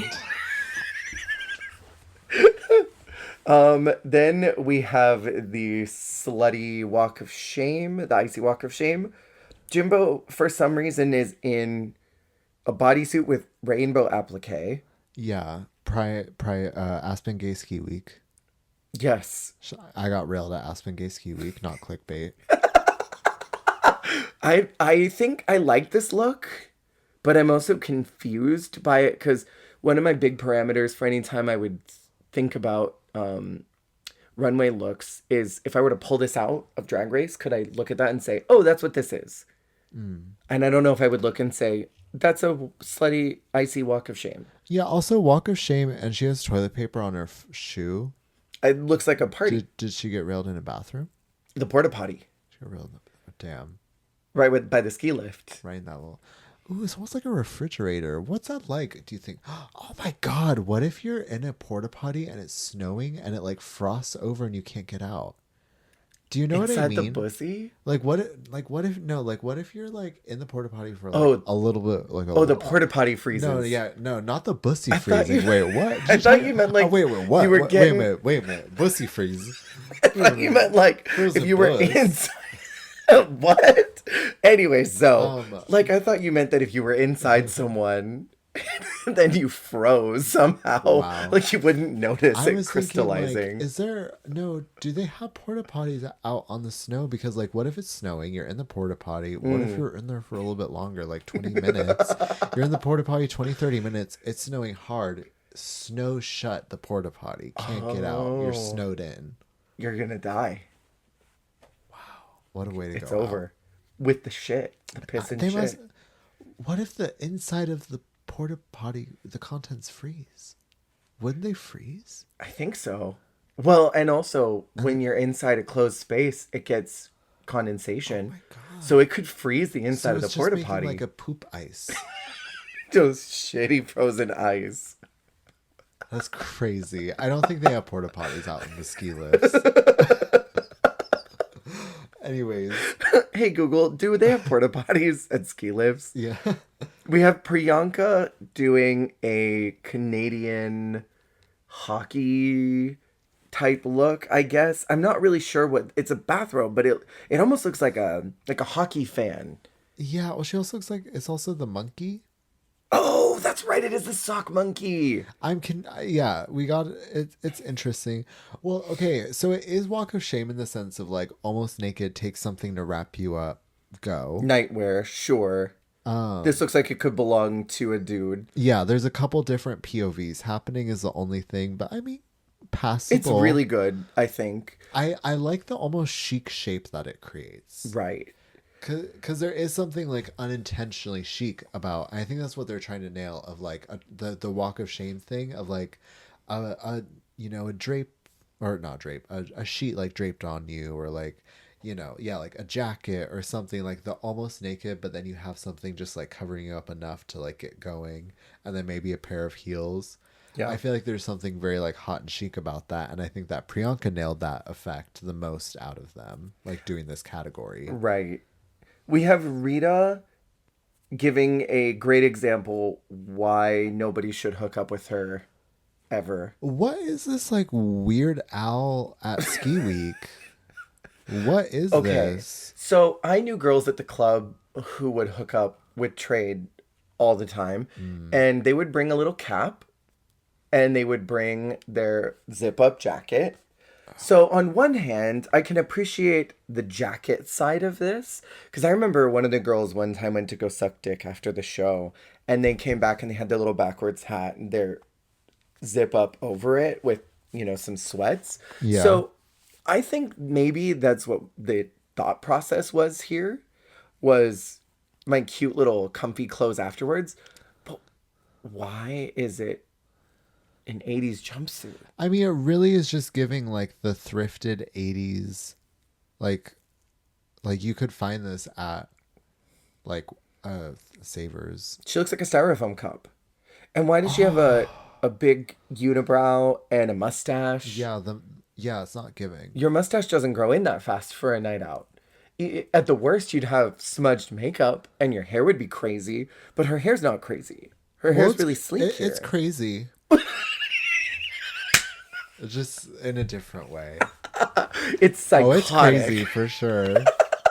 I don't think there's any sanity to be found in that hair. Not a shred. Sorry. Wrong choice of words. Then we have Bobo. I love this look, but it doesn't give me walk of shame, but I love it. No, it's funny. It's very cartoon. I love the idea of the icicles sitting on it. Yeah. The pink color is a little too manic. I wish it was that bubblegum pink that's on that neck thing. But I do like that her makeup is smudged. It looks like she's been out all night doing something. And I mean, the mucklucks. I'll forgive those. They're muck-looking. Because I think they're cute. Her padding is a little suspicious, though. Right here. Ooh. In particular. Sorry, I didn't mean her padding to get dragged. And then we have our Ice Queen looks. That we have made. Jimbo, who has created that very iconic exit look. Yes. Because it was so bulky. That gigantic headpiece that she spent too much time on. Yeah. A iridescent tube dress with a pussy slit. I don't know why, because I'm pretty sure she wore fur in the movie, but it's giving me Lion the Witch in the Wardrobe. It's giving me there's a movie, I think it's called Epic Movie, that came out like the year after, back when the parody movie, and Jennifer Coolidge was the White Witch. Do you know what I'm talking about? Yes, I know what you're talking about. I don't know why it's giving me the hair and the crown. It's giving me that. From Epic Movie. It's yeah, not Tilda Swinton. No. J Cool Okay. doing it as I'm yeah. so into that. Yeah, I mean it's a really simplistic dress pattern. And for this group it just wasn't strong enough. Yeah. But yeah, I mean it's got her sent home. We have Priyanka in probably, I'm going to be so real with you, my least favorite look of the whole night because the skirt is floppy. I love the I hair. saw the skirt and it was floppy. Yeah, it was like a deflated scrotum. I don't love a bodysuit with things on it. Yeah. And even Michelle said, it's a bodysuit with things on it, but I like it. And I thought that was weird. That was strange. It was strange for me. Do you have any thoughts on this look? Yeah, it's interesting. I don't like the skirt either. I like the direction that the bodysuit was going with in terms of like that texture and like using that kind of wispy snow vibe. But yeah, it's pretty weak. For this group, I mean, in comparison to Jimbo, it's, in my opinion, worse. I think everyone, because the thing is, everyone else's is more impressive. Yeah. Because like Rita and Jimbo's definitely are more impressive, and then like hers and Bobo's are on a similar level of like more like less is more. But Bobo nailed that a lot more. Yeah. Well, speaking of Rita, she actually has my favorite look from the eleganza. Really cool. I love when queens do the helmet that goes over their eyes. Oh, And so yeah. you can't see it. I think when, especially in a ball category, we've seen their makeup already. I think that's really cool. The structure of this gown is stunning. I love the way she incorporated color into it because as opposed to because Jimbo has the translucent fabric. I don't think translucent's the right word, but Iridescent? Iridescent, yeah.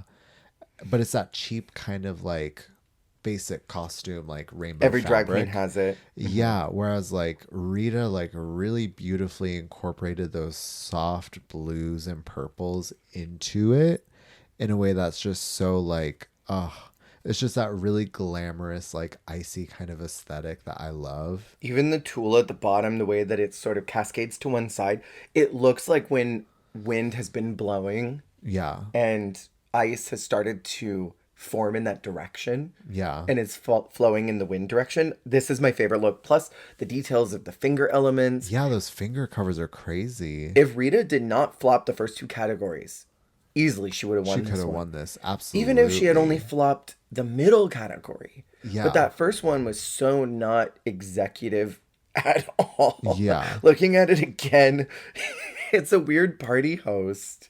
It's Mrs. Peacock hosts Oh my Clue God. Part 2. Literally. But yeah, this look she made is crazy. The best one. Then we have Bobo, who, oh my God, I love this look. Really The cool. makeup is bananas. Oh, well, and I appreciate the route she went because Right. everyone else went royalty. And I feel like she also went smart Mm-hmm. because if Jimbo and Rita are there and it's a snow/ice queen, you've already seen Jimbo make one queen look. You know they can do a big grand royal thing. Right. So I think it was such a smart choice and such a like winning angle to go with this post-apocalyptic kind of scavenger like frozen wasteland snow queen Right. because it's such a juxtaposition from the elegance of Rita's, which is like you can't beat that. No. You can't sew a more glamorous look than that. I think I don't think anyone in this cast could in this have. group, yeah. So it's really smart to do something that I don't think either of them can do, which is this really edgy, really punk angle, and it's so true to her. Right. It was very smart. It played to her strengths. It highlighted all the things that were already good about her in the competition. Plus, she had some really solid other categories, whereas Rita really flopped the other two categories. Priyanka was kind of up and down, and her eleganza was kind of bad. And then Jimbo was the clear bottom because the categories were kind of all bad. Yeah. I don't think she executed any of them perfectly. They were all sort of a mishmash. And we have a situation where it's Jimbo versus Rita. And they do Closer by Tegan and Sarah. Yeah. And it's uncomfortable. Very. For both of them. Would you have double eliminated? Jimbo is such a bad lip syncer. It was so uncomfortable, and then it got sexual. I mean, at least like Rita was funny with it. Was she? I'm trying to remember it positively. Okay, you remember it positively. I can't believe that they had one of their worst lip syncs in front of Michelle. And that it took Michelle Visage being there for Bobo to get her only win of the season. Oh my god, I know. Good for her though, finally. To get your only win in front of Michelle is such a big accolade, I think. And probably for her a time when she really wasn't expecting it. She probably thought, I'm going to go to the finale and not have a single win. And, well, her win is so cool. I love when the not best seamstress in the room wins the sewing challenge. Because, like, her win really speaks, like, first of all, it speaks to how her mind is built for drag. Mm-hmm. Because the ability to conceive, like, it's really the editing in her look that makes it so impressive. I agree. Because it has such a finished point of view. Whereas, like, Rita's is a finished garment and she has the headpiece and whatever. And, like, Jimbo's is, like, a finished garment. But, like, Bobo's really is like a full fantasy, and it's not even that she sewed the most impressive thing, but she assembled everything in a way that was just so like you immediately knew what it was, right? And like that is such like a gift in drag, and I think it really speaks to the talents of an individual to put that together with limited resources in a limited amount of time, and to take your drag aesthetic and keep that consistent. Yeah. Because it's easy to lose that. Yeah. In a concept. Totally. But that being able to do that in a sewing challenge, regardless of how technically good of a designer you are, mm-hmm. I think that like really trumps everything. So it was really cool that she oh no. It is really cool that she got the win for that, because I love when the non-seamstress wins a sewing challenge, because it proves that you don't need to. Right. And I think that that's the kind of stuff that they're talking about, where you don't have to know how to sew. Like, you just know how to, like, throw shit together and sell a fantasy. Mm-hmm. Good shit for Bobo. I was so glad. At this point, I think I was starting to think, well, maybe Bobo's got it. Yeah. Because at this point in the competition, I'll be so real, I kind of counted Priyanka out. I didn't think she was going to win. I thought her track record was too up and down, and it was filled with way too many downs. I thought Rita's been doing so good, but she's the obvious one. Yeah. Maybe this is that last second. Okay, we changed our mind. Bobo is the winner for us in a kind of Evie Oddly kind of a way. Oh, yeah, I could see that. Okay. You know, like, we maybe had our sights on other people, but you know what? You got that thing that we've been looking for. I think you're it. Sorry we've missed it this whole time. Yeah. You know, I think that was where my brain was going. So Jimbo's out, which I think was a shocker to a lot of people. Yeah. A lot of people pinned Jimbo as being a finalist. And I mean, she goes on to win a season later. So those people got vindicated. We move into episode 10, where at the top of the episode, Drag Race Holland is announced. Which is wild. Cursed. That's our next season that we're discussing. And the main challenge is a song and dance extravaganza.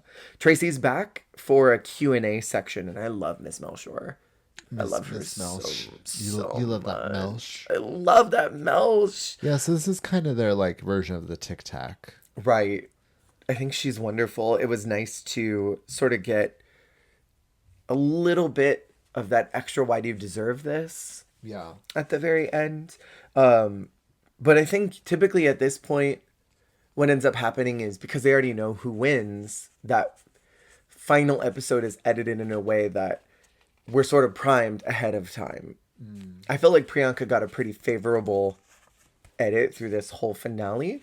And we move into the main challenge, which is You Wear It Well. It's a good song pace. Good song. I think it's a good, in this era of RuPaul, it's a good, well, not, this isn't even that era of RuPaul anymore. No. So funny, but for that time, I think that was a really good, like, entry level is not the right word, but like approachable kind of RuPaul song for an international season. Like, it'd be like if they did like Sissy That Walk or something. Yeah. Something just really staple.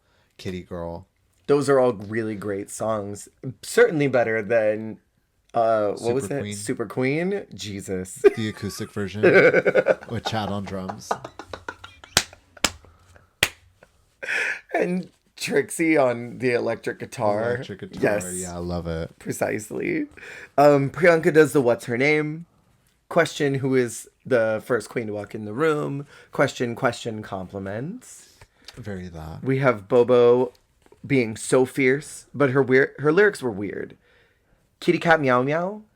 What kind of kitty are we wearing right now? Can you make sense of those lyrics? Kitty cat meow meow meow. Do you remember when Pandora did that one? What was the bar that she did during her song in All Stars 6? Wait, who? Was it Pandora that did the ha ha ha ha ha ha ha ha ha ha ha ha bitch? Yeah, that was her verse. Well, Bobo's is funny because it's like talking about like we're the resistors, we're the ones who stomp our feet and like say no, and then kitty cat meow meow meow. It's like she ran out of lyrics. Yeah, because the beginning is super political, like empowering, hard, and then that.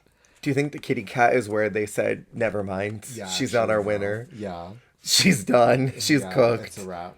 Rita's a mess, but she did have the best lip sync.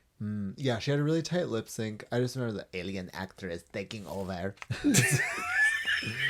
Runway killer, hot dog lover, alien actress taking over. Get into it, mama. Get into it. Priyanka's verse is the best by a landslide. Yeah. She like ate. And also, she's one of the only ones who, when they're doing the choreo and the chorus, is actually lip syncing to the song. I don't know if you noticed, but like the other two are just kind of doing the choreo. Right. And like Priyanka's actually like lip syncing to the song. Like it was just so weird to me. She seemed the most present. Yeah. Compared to the others. Then we have the Coronation Eleganza, and my only question is, why is Rita green? Alien actress taking over. Well, you know, it's one of those things where like... You sounded like Orgotic. Thank you so much, London. Thank you, London.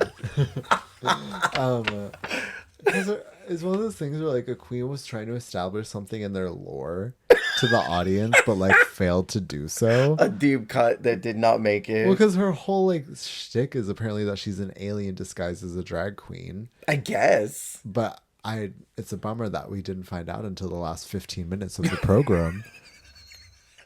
I would have loved to have found out sooner. Jesus. Said you're just talking to me about how much you love hot dogs. Who doesn't love hot dogs? We get Bobo in this luxe black and pink look. I really liked that look. You but like it? I do. I think it's pretty. I would like it with a different wig. I don't like the pink with the red hair. I get that. I don't know. I thought it was pretty. I like when black dresses are lined with something. I do wish that the red hair was different, but I mean the gown is beautiful. The gown is hot. Like I said, I like her pageant look more. Yeah. Although this one technically is more fabric. Like that skirt is full. I wish that the front part was a little bit higher because I love a high-low. I fuck with high-low. I think it should be almost slutty ruffles all the way up. And then just a big ass train behind it, and then give us a cute little lace panty underneath that. Yeah. I think maybe if the hair was a little more sculptural and a different color, but I think maybe going dark would have been a problem, and maybe she didn't want to be too matchy with the pink underneath. I think the red this wig with the thigh high sparkly boot takes it out of finale for me a little too much. The boots definitely are not very finale. Also, she's giving me princess down right now. Right. Mama, that's the princess. Sorry. If the princess slayed. Sorry, I know you love the princess. The princess, I know you're listening, and I'm sorry. Sorry, Prin. And then we have Priyanka in this beautiful, I think she called it a lehenga. She looks beautiful. When they meet up with the spoilers, when they meet up with the eliminated queens, and Lemon's like, bitch, you look incredible. Right? Like, that's the mood. Doesn't Priyanka say, I know? I know. Yeah, she looks amazing. And I mean... They all look really good. Didn't we get this the same year that Jujubee did her look as well? Mm-hmm. Yeah, Yeah. incredible. Incredible. There's some really beautiful cultural things that are happening in here that haven't been celebrated on Drag Race before, and I love that.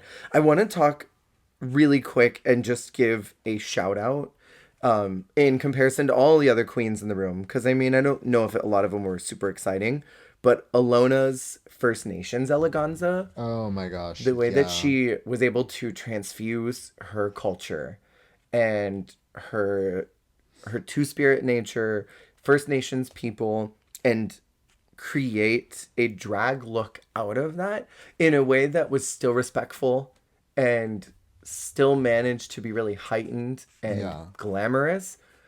That was one of my favorite looks of the night. Yeah, I would say my favorite looks are hers because freaking crazy, so cool. Juice Box looking absolutely gorgeous. And then our Versus the World girls, Lemon and Tainomi, looking Yeah. freaking amazing, especially Tainomi in that like plum. Tainomi looks beautiful. Crazy good. She looks absolutely delicious. Priyanka wins the whole thing.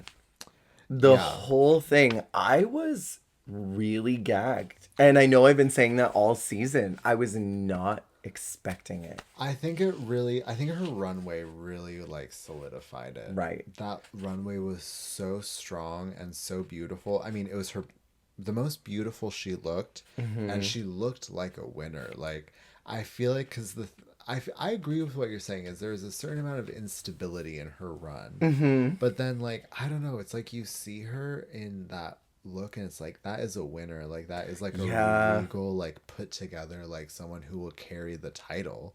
Yeah. Like I don't know, there's just some sort of presence that she commanded in that look, so I'm really gonna attribute it to the runway, and also she was such a superstar in that That top three number. challenge, and which also I think, I mean, like Bobo did really good too, Yeah. but like in terms of like crafting the number as well, I feel like Priyanka really showed like I can perform, I can be a dependable like entertainer, and then that look was so strong. But Scarlett won that lip sync. Absolutely. That lip sync is crazy. When she does, I talked about earlier on a different episode, but when she does that running backslide across the front of the runway, Brooke copies that move in All Star 6. Right. We'll talk about when we get to that season, but when you get to that season as well, Miss You Much lip sync, she tries to do that same move that Scarlett did, but Yeah. not as impressive. Well, I mean, how do you beat out the original? She gave Tracy chills because she stops right at the end of it, and then Tracy goes, "Oh!" Like Tracy had never seen something like that before. She made her nut. Tracy had an out-of-body experience, and she Yeah. said, I got to keep coming back to this place. I gotta come back full time, Mama. If you don't, I can't live. This is My adrenaline right now. And Amanda Brugel said, I think I'll do a little bit, but I don't I'll know. dabble. And Stacey McKenzie said, I don't know. I think I just can't do the non-union thing. I can't do this on unit. I feel like Canada does a pretty good job of not telling us from the beginning who the winner is going to be. Totally. I feel like a lot of times in the more recent seasons, it's so obvious, especially in the most recent one. I think we all knew Plain, Saphira, and Nymphia are going to the end. And yes, they're that good. And what I'm about to say is not to shade them. It's not even that they're so good that it's like, well, obviously, well, duh.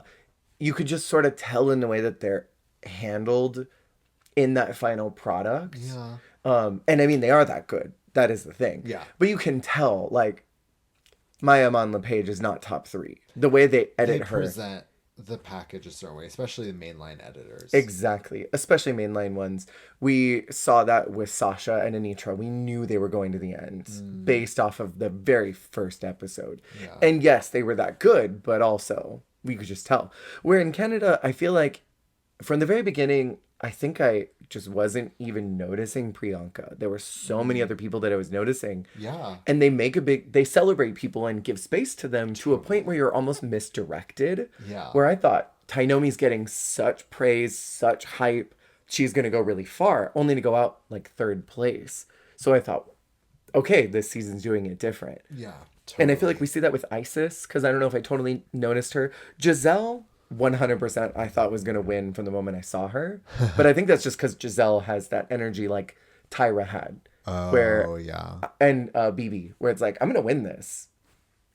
I don't care what anybody says. Yeah. I am winning, and put that out in the universe. And I feel like Venus was also a good misdirect too. Like, I think we knew she was gonna go far. I just don't know if I thought it was gonna be Aurora or Same. I don't know. I thought Nira could have had it, but yeah, Canada does a good job at misdirecting. I mean, hell, look at Raja, Yeah. because I thought maybe it would be Victoria Scone. Yeah, Victoria. Yeah, I thought it was going to be Victoria as well. Her edit was presented in a way that made it seem that way, but again, Canada does it different, and I respect that. Yeah. I like that we're not spoon-fed from the very beginning. This is your winner. Yeah, this is who you need to like. Right. Don't dislike them at all this Yeah. season. And be sure to enjoy them every time you see them. Right. Be sure to root for this one. That one's don't like this one. We don't want that one. You don't want that Jan in the corner. Right. How much does that Jan in the window cost? So we're at the end of Canada's Drag Race season 1. That took you out, didn't it? How much is that Jan in the window? Anyways, yeah, we did it. 3 episodes. 3. Can you believe? We probably even could have done 4 and split up even more. Yeah. Any final thoughts about this season? Slash controversial opinions that we haven't already addressed. So, well, I think we talked about some of the win. Oh yeah, Scarlett should have wore her pageant gown runway for her finale is my thought, because I like that dress more. Anything else? I don't think I have any controversial opinions from this point forward. I think I agreed with everything. I guess something that's not a controversial opinion, but something we haven't talked about is the makeover challenges are historically suspicious. They're always a problem, and it's where the worst judging and most inconsistent critiques happen. Yeah. And here in Canada's Drag Race, they really were fair. Except Jimbo not winning. Jimbo not winning was rough, but they at least have eyes when it comes. Right. Not always in the sewing challenges, I will say. Sometimes the sewing challenges can be a little funny with them, but I feel like they're always fair with the makeovers. Yeah. Especially because I feel like they want to be fair to the people involved. Because in Canada, the makeovers are always a wonderful experience. Every time. Super Super emotional. None of that drama. Right. Just like, yeah, you're just going to cry because it's so touching. Yeah. This season's judging was just very fair, it felt like. Yeah. And I enjoyed the very big difference that Canada, much like Drag Race Thailand, sort of carving itself out as saying, we're very different than Drag Race. Don't have your expectations the same, because they're going to be different. Yeah. And that's okay. And I wish there were more eyes on this season. Yeah. It's a good one. Yeah. It's a great start for the franchise, a great kickoff. Yeah, I agree. Any final thoughts? So excited to see Lemon and Tainomi on Canada versus the Yes. world. Hell yeah. They're Me gonna too. slay. By the time this drops, the finale will probably have dropped already. Wow. Because I think this will be 5 weeks out. I'm breaking the fourth wall of production. Oh my God. What are you talking about? Insert date here. Next up is Drag Race Holland. Well, we can do that in one episode. Yeah, we could definitely tackle that in a good 45-minute special. It's so funny that they introduced Holland in Canada because Holland has come and gone. So quick. A 2-season chump. Because it's officially canceled. So, Yeah. I mean, it can always be rebooted by a different production company. I don't see that happening. Yeah. Well, and I also don't know if they would bring it back with Fred either. No. Not after all the controversy yeah. of the last 2 situations. Yeah. It's going to be, I'm going to have to really brush myself back up because honestly, after spoilers, Cedar Jean left, I was so checked out on the season as well. Yeah. I almost had to come back to it and what was I missing? Because I was I knew Envy was gonna win, Right. And I feel like the only person who could have gave her a run for money was Cedar Jean. And once she left, we're already talking about Holland, Right. sorry, I always like to talk about Janie JK though. Janie fucking Because JK. I am a Janie JK stan account, I and love her. I didn't really feature her as much watching it, but when you watch Versus the World and then come back, you understand her. Oh, I was so Team Janie that whole time. I mean, I knew of Envy, and we'll talk about that next week when we do, but I mean, we have Chelsea Boy in this cast, and I'm really excited. Oh my god, yeah. We have some really iconic queens. Talk about someone who needs to come back. Chelsea Boy? If I think they spoke English, because they'd be a dope Versus the World contestant. And Madame Madness. Oh my, Madame Mustache, as Darby calls her. Yes.